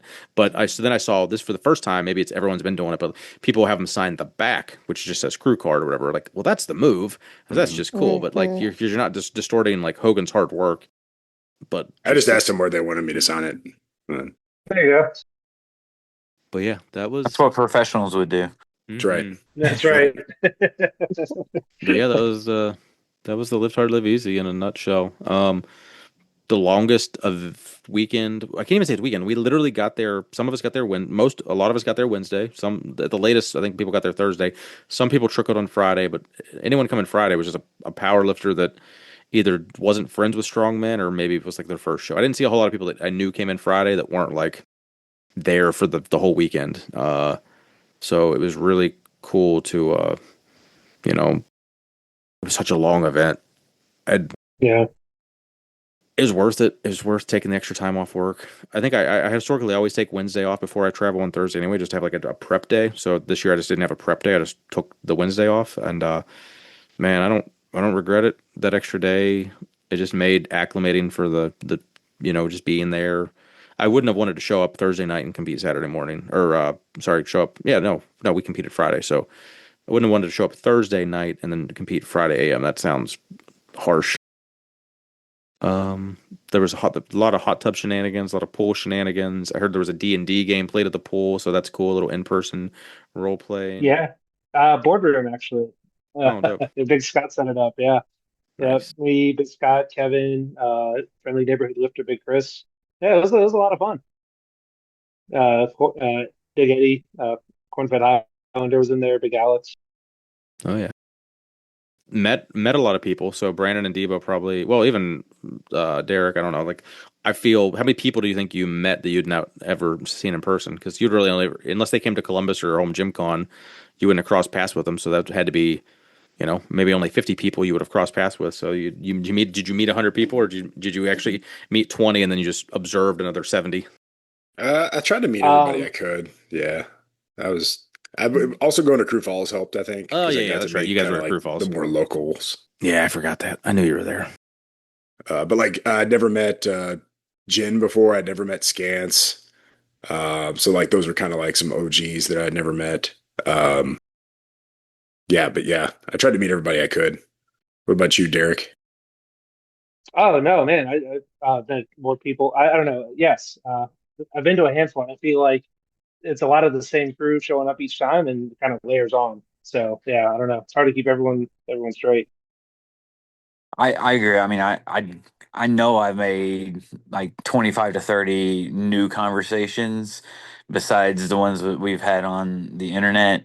But like I I got to talk with Jonathan and Jennilee a lot more this time than I did at Crew Falls. I don't know how how it never came up, but like Well, they were only at Crew Falls for like the one Yeah, we day did too. have So to leave quick. Yeah.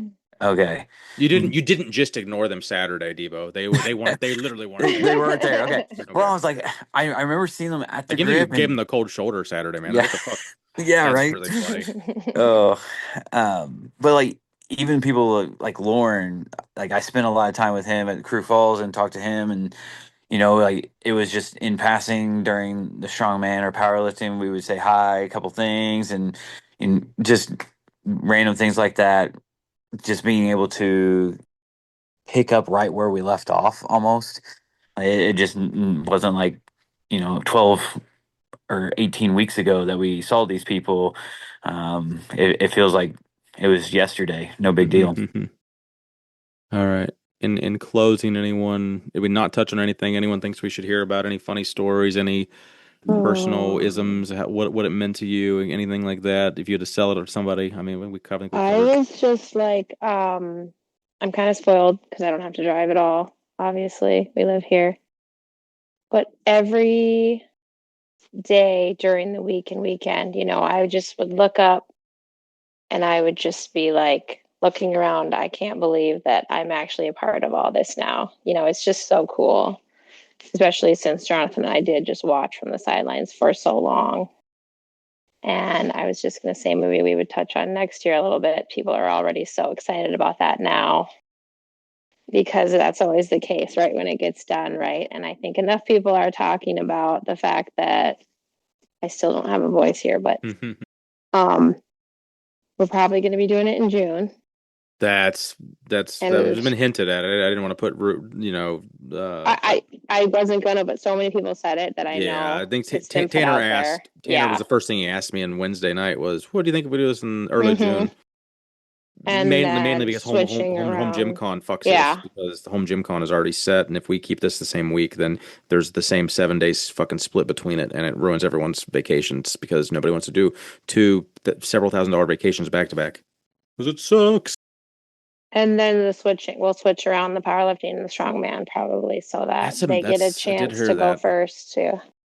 If that's the case, I might not roll in. That would actually save me. I would probably still roll in Thursday then if that's the case because I only need my 1 day before.